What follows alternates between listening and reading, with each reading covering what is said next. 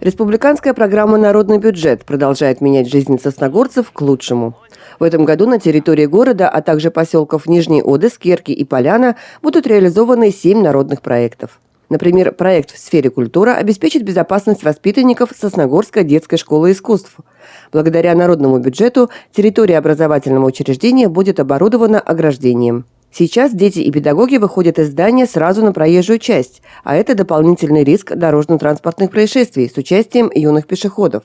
Установка ограждения поможет решить эту и другие проблемы. Все понимают, что в современных условиях это требование антитеррористического обеспечения.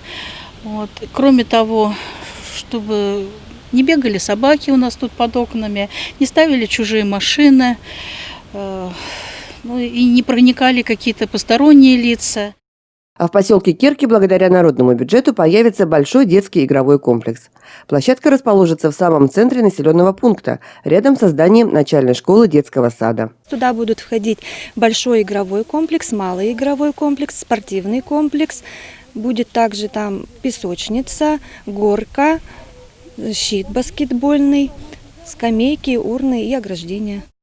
Местные жители проявили высокую активность при выдвижении и обсуждении народных проектов. О том, что новая площадка действительно нужна юным керкинцам, говорит тот факт, что сельчане и сами вложились в финансирование ее строительства. Детская площадка очень нужна. Здесь практически ничего такого нету, чтобы детям где-то заниматься чем-то. Мы очень рады, что детскую площадку эту сделают. Долго ждали. Сразу 2 проекта реализуются в городских дошкольных организациях. В детском саду номер 9 этим летом оборудуют уличную спортивную площадку для подготовки и сдачи норм ГТО.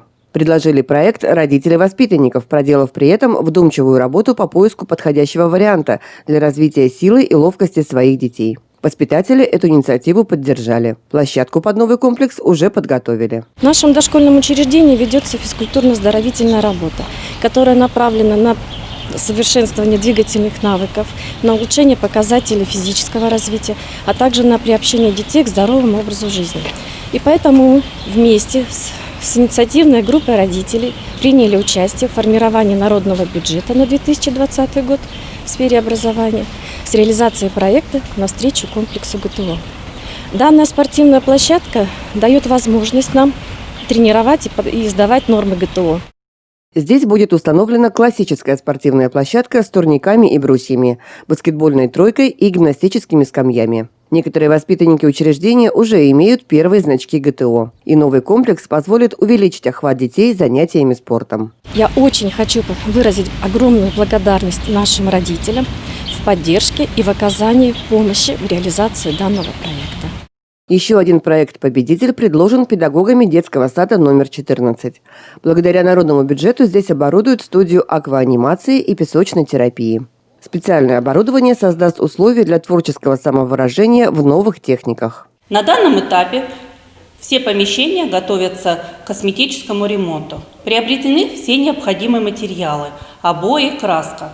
Также определены поставщики, которые поставят в данную организацию все необходимое оборудование. Песочницу интерактивную «Алмаз», столы акваанимации и песочные столы. Хочется выразить благодарность родительской общественности и педагогическому агентству «Пифагор» за то, что поддержали наш проект. По оценке специалистов, занятия помогут не только улучшить художественные навыки детей, но и станут новой ступенью в психологическом развитии дошкольников. Кроме этого, в Сосногорском районе будут реализованы еще 3 народных проекта. В сфере физкультуры и спорта будет обустроено мини-футбольное поле на стадионе «Локомотив». По направлению развития малого и среднего бизнеса для пекарни Нижнего Одеса приобретут новый автомобиль. А в поселке Поляна в рамках реализации направления благоустройства запланирован ремонт 3 колодцев. Елена Двожик, Андрей Калиничев и Евгений Юрин. Вести Тимана, Сосногорск.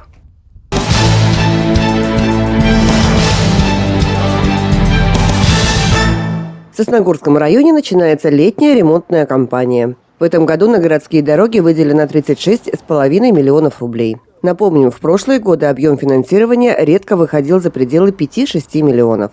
В планах муниципалитета замена дорожного полотна на 17 участках. При этом ремонт будет проводиться по всей ширине дороги от бордюра до бордюра, а не в виде ямочных заплаток. На сегодняшний день уже заключен муниципальный контракт на асфальтирование улиц Нагорной, Проточной и Лесной. На участке от Стеллы «Живу, люблю, горжусь» до улицы Октябрьской. Во второй этап ремонта дорожного полотна вошло еще 13 участков улиц города: Вокзальная напротив гаражного комплекса, Восточная, Гайдара возле техникума, Горького, Лесная. Второй этап будет завершен: Гоголя, Маяковского, Пионерская, Зои Космодемьянская, Комсомольская, частично Советская, Орджоникидзе и Ленина. Специалисты управления жилищно-коммунального хозяйства отмечают, что решение о ремонте перечисленных участков улиц и дорог было принято в ходе комиссионного осмотра, так как именно они являются наиболее поврежденными. Первый этап ремонтных работ должен завершиться до начала сентября. Елена Двожик, Андрей Калиничев, Евгений Юрин. Вести Тимана, Сосногорск.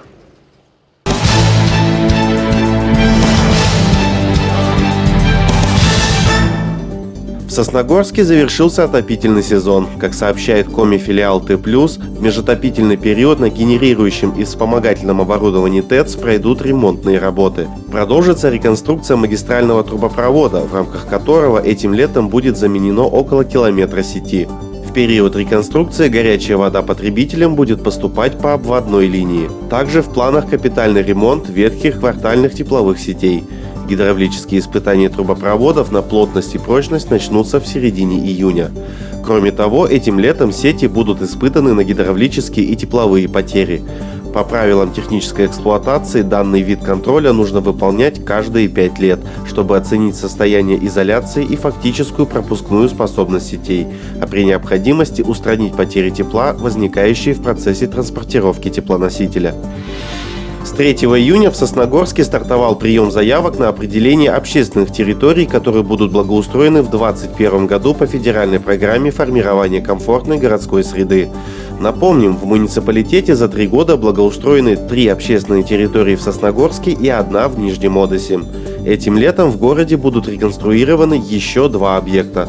Их по традиции определили сами сосногорцы. Это площадь имени Гагарина и стела в селе Устюхта. Предложения по благоустройству общественных территорий жители могут предоставить на официальной странице администрации района в соцсетях, в управлении ЖКХ или на адреса электронной почты, которые вы видите на ваших экранах. Прием заявок продлится до 15 июня. Затем состоится рейтинговое голосование, по итогам которого будут определены общественные территории для дальнейшего благоустройства. Подробную информацию можно получить по телефонам 50331 52065. Приближается один из главных государственных праздников нашей страны – День России. Специально к этой дате Межпоселенческий культурный центр запускает поэтический онлайн-флешмоб с любовью к России, участие в котором могут принять все желающие. Для этого нужно снять видеоролик с прочтением стихов или отрывков из произведений отечественных классиков о России и прислать на электронную почту культурного центра с хэштегом «Мы Россия». Длительность видеоролика не должна превышать 1 минуты. Необходимо также указать название и автора произведения. Видеоролики принимаются до 10 июня.